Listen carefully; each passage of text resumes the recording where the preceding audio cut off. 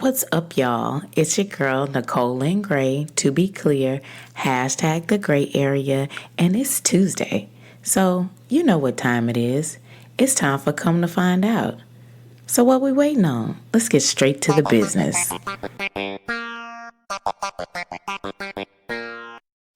Now, for all my non-black listeners, when a black person is telling a story and says come to find out, that's your cue to listen up. It's about to get good.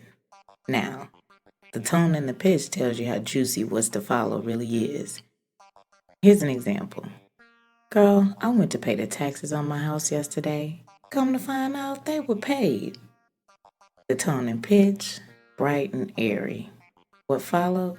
Good news, but nothing close to tea. On the other hand, same scenario. Girl, I went to pay the taxes on my house yesterday. And come to find out, that Negro done took my name off the deed. Now, you get my drift. It's time for Come to Find Out. Come to Find Out. Come to Find Out.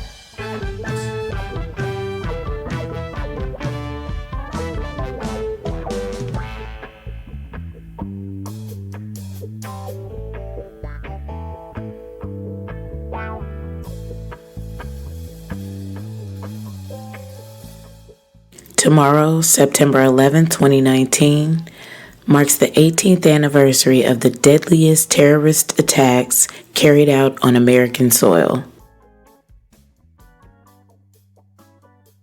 And as many of you may recall, nearly 3,000 people were killed as a direct result of the attacks.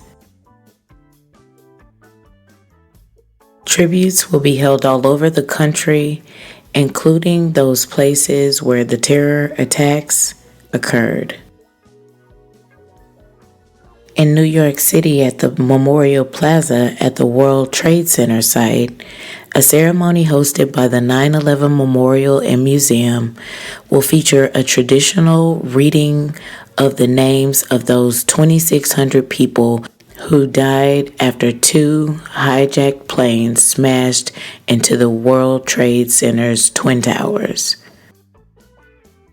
The ceremony in New York will also feature moments of silence at the time of the four flight impacts and also at the times when each of the towers collapsed. Tomorrow evening at sunset, New York will do its tribute in light, where two parallel beams will shoot into the sky representing the falling towers.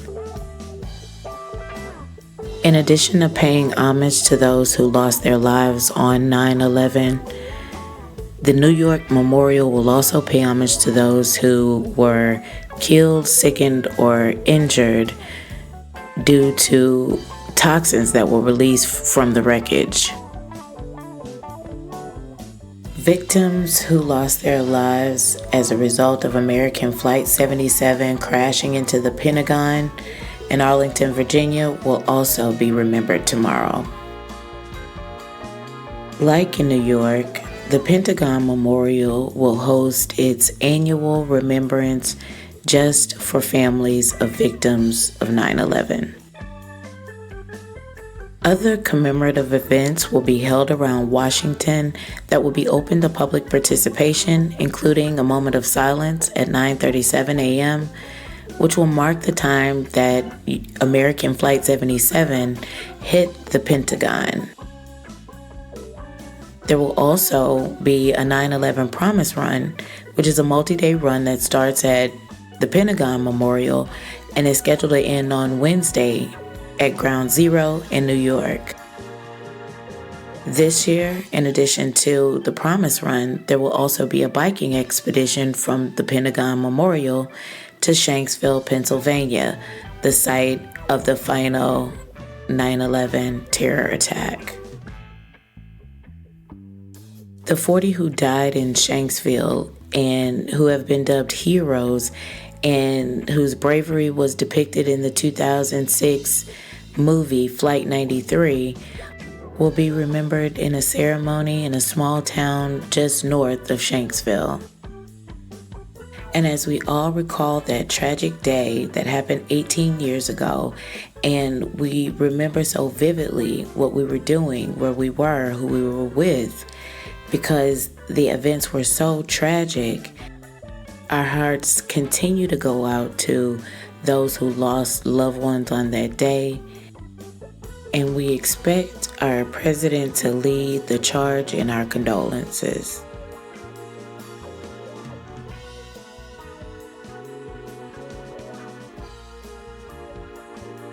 Well, come to find out, the president has secretly invited the Taliban to Camp David.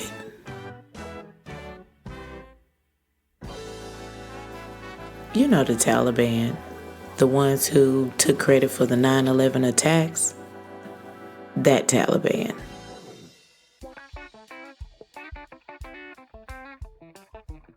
Now, for any of you unfamiliar with Camp David, it's the retreat for our U.S. presidents. And it's been so since 1942, when President Roosevelt converted what was then a camp for federal agents into what is now the country presidential retreat.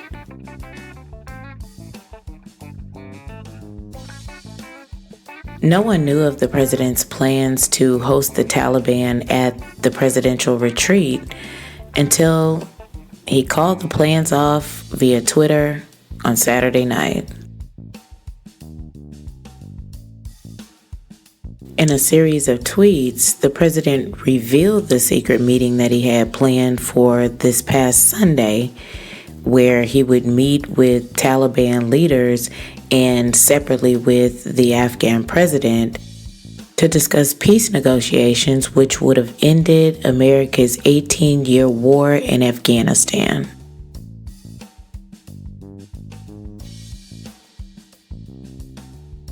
Of the secret meeting and its subsequent cancellation, the president tweeted Saturday night that, unbeknownst to almost everyone, the major Taliban leaders and separately the president of Afghanistan were going to secretly meet with me at Camp David on Sunday. They were coming to the United States tonight. Unfortunately, in order to build false leverage, they admitted to an attack in Kabul that killed one of our great soldiers. I immediately canceled the meeting and called off peace negotiations. The president's secret stunt followed an announcement last Monday by top Washington negotiators that a deal in principle had been reached with Taliban militants, which would call for the withdrawal of 5,400 U.S. troops from Afghanistan within 20 weeks. The deal in principle was a result of nearly 1 year of negotiation. But since the president's stunt, Secretary of State Mike Pompeo has said that the negotiations are essentially dead. That the president, one, arranged a secret meeting with the Taliban, and two, that meeting was to be held at Camp David just days before 9/11, the president has received backlash from both sides of the aisle. Some of the move's strongest critics are members of his own party.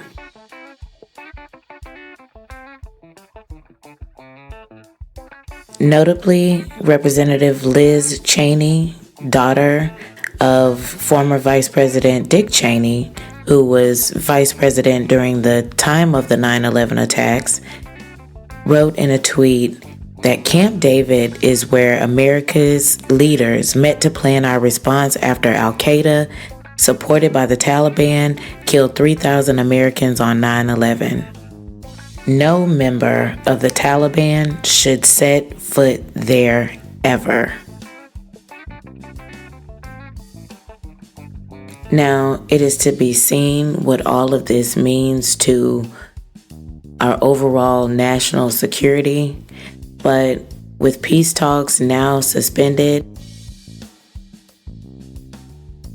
The U.S. military has signaled that it will accelerate operations against the Taliban following the insurgency's increased attacks, including those that led to President Trump's cancellation of his secret meeting on Sunday. And while the U.S. military has signaled that it will accelerate operations in Afghanistan, the Taliban has vowed that losses to American lives and assets will increase. And even with all of the backlash, in typical President Trump form, he defends his initial plan by making a very common sense observation that without meeting, wars would never end. Well, that's where the common sense ended for the president, because immediately following, he said he took his own advice. He liked the idea of meeting. He's met with a lot of bad people and a lot of good people over the course of the last 3 years, and he thinks that meeting is a great thing. Well, Mr. President, if you think meeting is so great, would you please, pretty please, meet with your advisors?